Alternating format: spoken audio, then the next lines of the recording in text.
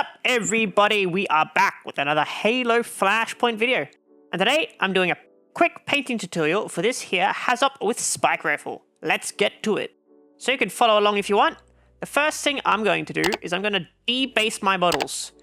So I usually do this by using this a little bit, warm water. I have this cute little tiny fry pan. So you put it in there, warm it up a bit, and if you can see on my below camera, you can kind of peel the foot up just a little bit. So you want to get a hobby knife, probably use a bit better of a technique than I used here, but I'll switch it up. I'll just try to get it on camera clearly for you. And because you've warmed up the model, it kind of cuts through there nice and easy. But I'll lay it down here, yeah. So you lay it down, and that makes it much easier to brace against and cut. And you should get a pretty clean cut most of the time using this technique. You can also use this to bend the arms and legs and things in different poses, but I only have limited success doing that. But that's 1 done, 2 done, 3 done, and 4 done. And so there we go. Nice and easy. So with the models debased, we're now going to put them onto new bases. So I've got these nice 3D printed resin bases I've done. So they're the exact same size, they've just got a bit more detail and things on them. And they've got a nice spot on the back that I've already put a magnet in. So this is going to be a few steps, so I'll try to explain it the best I can. So here's my model. First thing I'm going to do is going to put some holes in the feet, and that will make it stick to the base much better. So I've got this little piece of gardening wire I got from a hobby shop. So I just cut off a small length, not too short, not too long. Yeah, I'm going to cut it down the length properly later. So this is just an initial cut, just so I can have something to work with. So I got a vernier to show you. It's a 1.1 mil. And then you want a drill bit that is about the same size. You don't have to use a drill bit. You can hand drill this. And I just used a electric tool for this first one. But on the other ones, I use a hand drill. But first up, you just, drill into the foot. Not too deep. Make sure you get, centered down the middle of the leg. So you don't just drill straight through the top of the foot. That's one hole. And here is the second hole.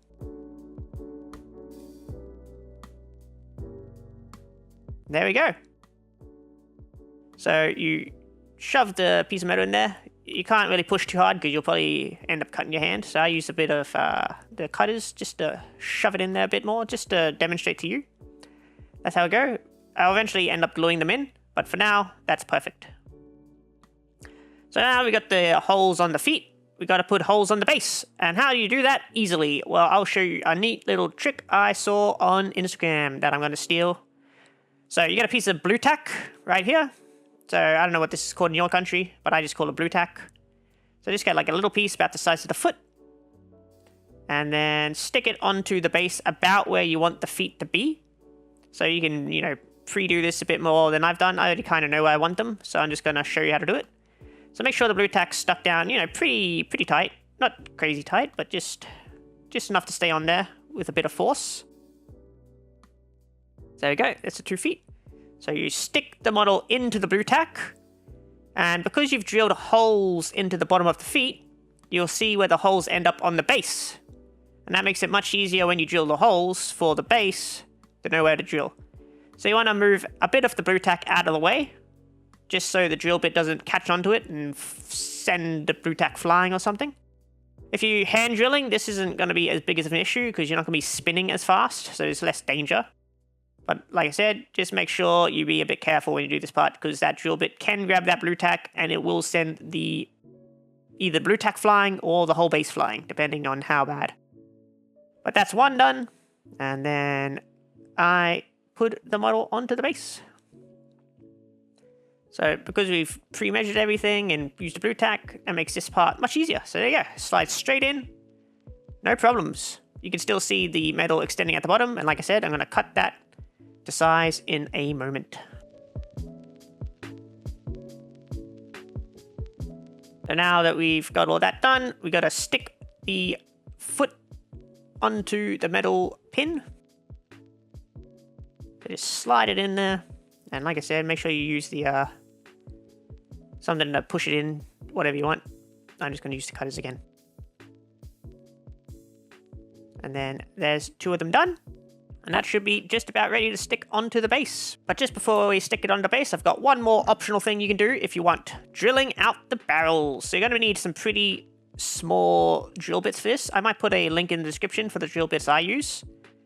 But I've gone through and I've drill bit all the guns that need to be done. So in this case, the spike rifle and the grenade launcher. And with that done, just stick the glue onto the pins and stick it onto the bases.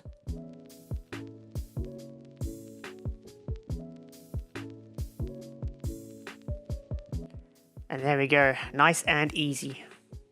And then that should just make it so it's a lot more firm under the base later. And shouldn't have any problems. Alright, that's stuck on. We have one more optional thing to do. We have the jetpack for the Hazop. So if you notice, I've got a jetpack on mine.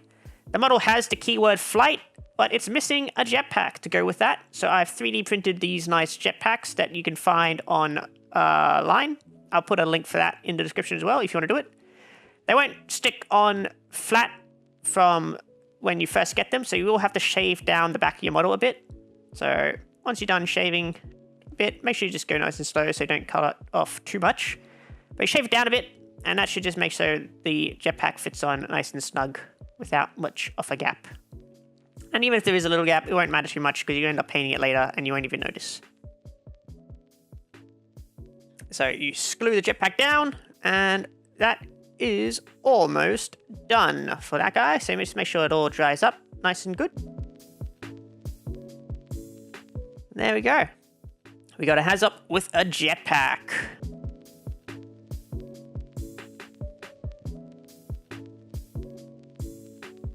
So once you've done all that, these models might have a bit of dust or whatever left onto them because of your greasy fingers, or just from the, model making process. So I'm going to go through and clean them now. So I just use a bit of warm water, a little bit of soap, a little bit of toothbrush, wash off the soap just to get it so it doesn't dry on there. And then that should be good to go once they're fully dried. So once we've cleaned them and we've based them and we've stuck them down, we are ready to prime them. So I'm going to be using this Rust-Oleum flat grey primer. I'm going to dip it into this warm water just to get it to, not too hot, not too cold. So you just want it nice and warm.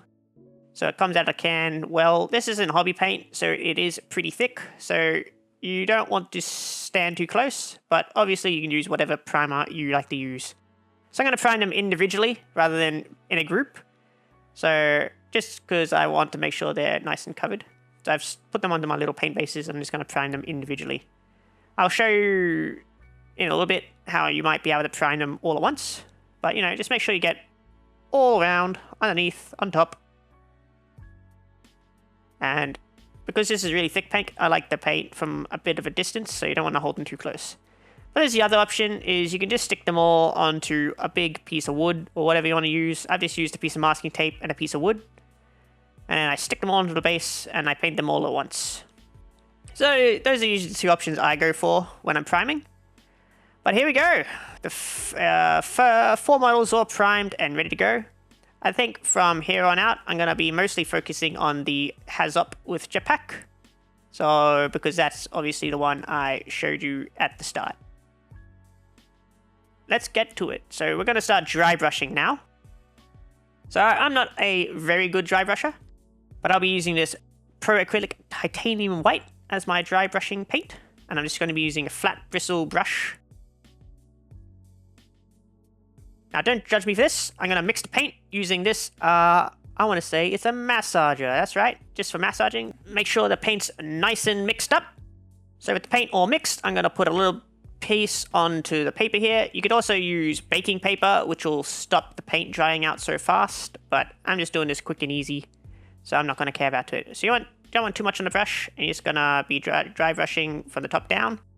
I'm probably going to skip through this process because the camera wouldn't focus the way I wanted it, and I've got my big beefy hands in the way. So this is just a quick and easy dry brush, and I'm not even going to do, the darks and the grays. I'm just going to do straight gray and white. So I did the white on top, and that's the end result. And now that he's done, we can move on to the painting process. So the first thing I usually paint is usually the most annoying one. I'm going to use this Grim Black Speed Paint. to paint the undersuit off the model. We're using this size 2 brush that I got from Officeworks. So put a little bit on your paint palette and then get to work. I do find this first part to be probably about the most tedious, just because I find it pretty difficult to pick out where the undersuit begins and the armor starts. Once you're done, you do start to see the model taking on a... it's pretty satisfying once it's done, because it starts to look a bit more like the game. So next up, I'm going to be using this Orc Skin Green to do some of the green armor plates. So you use whatever color you want. I'm just going to show you the colors I've used. So I'm going to do, piece of the knees, some of the arms.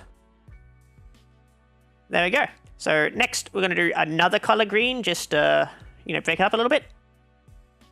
So we're going to be using this Camo Cloak Green. And we're just going to put a little bit of that around the place, just to break up the light green. Once that's done, we're on to the main armor color. So for me, I've used this Goddess Glow Speed Paint, and that's going to be my main armor color. So put a little bit on there, put it all over the place. I've just cut that, but there you go. It's just all the main armor colors I've wanted to do. I put the Goddess Glow on too. Now with that done, we're going to move on to the grey details in the jetpack. So the Halo jetpack tends to be like a dark grey with a bit of a yellow.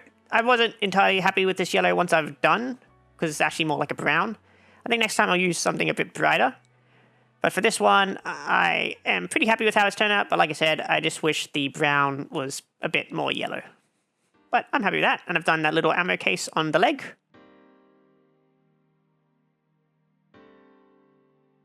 So then we're going to do a different color grey for the gun and a little bit more armor detail around the place. I feel like this grey turned out really well on the spike rifle. So with that, we're now going to start on some of the gold detail and the visor. I'm now going to start the visor. So I'm going to use this Hoplite Gold and this Vallejo Aluminum Air to do the visor. So I base with the aluminum to make it really bright. And then on top of the aluminum color, I'll put on the Hoplite Gold. I haven't quite found another metal color that has such good coverage as this aluminum air. And that's why I pretty much always do that with my visor. It even comes out if you want a silver visor, you just leave it with the aluminum color and it looks fantastic. So with the aluminum done, I'll put the Hoplite Gold on top. And I actually did 2 coats of this Hoplite just to make it brighter.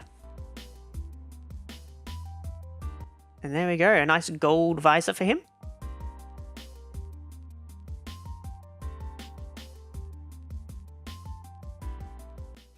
So now we go through and we'll do the gold on the armor and a bit more of the detail around the place. A bit of detail on the jetpack with the metal colors. With all that done, we're going to do some wear and tear on the armor. I'm going to use this natural steel color and I'm going to dry brush it on top of the armor just to make it look like it's, being battle worn and things. I'm going to use this little, I guess it's like a dry brush, makeup brush looking thing. I'm just going to lightly dry brush that around the place. Specifically on the gun, as like on the blades of the gun and thing, but just all over the place. Trying not to get places that wouldn't have metal, as in like the undersuit. Try to avoid as much as you can, but even if that gets a little bit on there, I wasn't too concerned. So there we go, we got a bit of metal around the place, which is a bit hard to tell on camera, but it looks pretty good.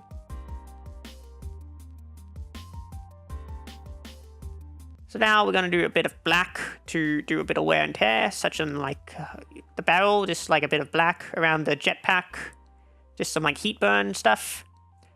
And then we're on to the base of the model. So I'm going to use a few different colors. I'm using a brown for the dirt, I'm using a cavalry brown for the rocks, and I'm using a speed paint brown to do the wood. And then I've dry brushed some grays and things on top to make it all stand out. I'm going to go through this at the end, but like I said, it's going to entirely depend on what you decide to use. So here is the almost finished model, and here's the paints. For the undersuit, orc skin and camo cloak for the highlighting kind of details, Goddess Glow for the main armor color, Desolate Brown and Tyrian Navy for the jetpack, as well as Tyrian Navy for some small details on the armor, Gravelord Grey and Satchel Brown for the spike rifle and the spike rifle's handle. We did natural steel for some of the metallics and, wear and tear on the armor.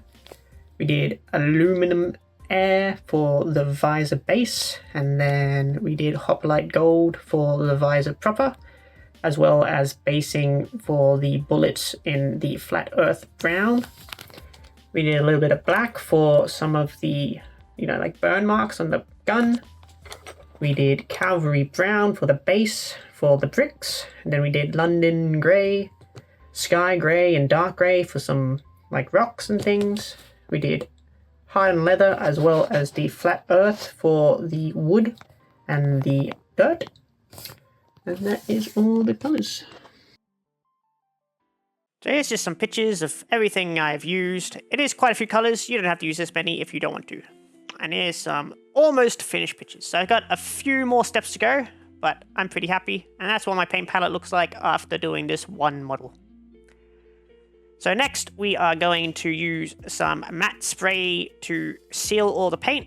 And I like to do this before I wash it, which is going to be the next step. So I feel like because I've used the speed paints, you want to seal the paint first because speed paints tend to reactivate when you put a wash or any kind of liquid on them.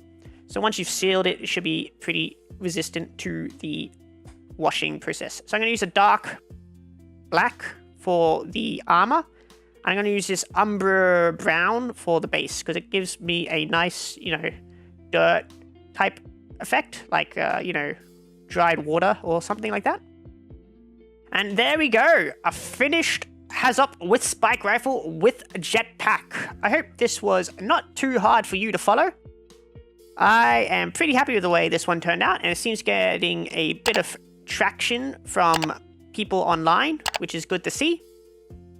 Let me know if you have any questions about the paint process for this one. I know it might be a bit hard for you to follow, and I am sorry for that. Make sure you like and subscribe for all my content, as I'm gonna keep making it as long as you keep watching it. Catch you next time. Goodbye.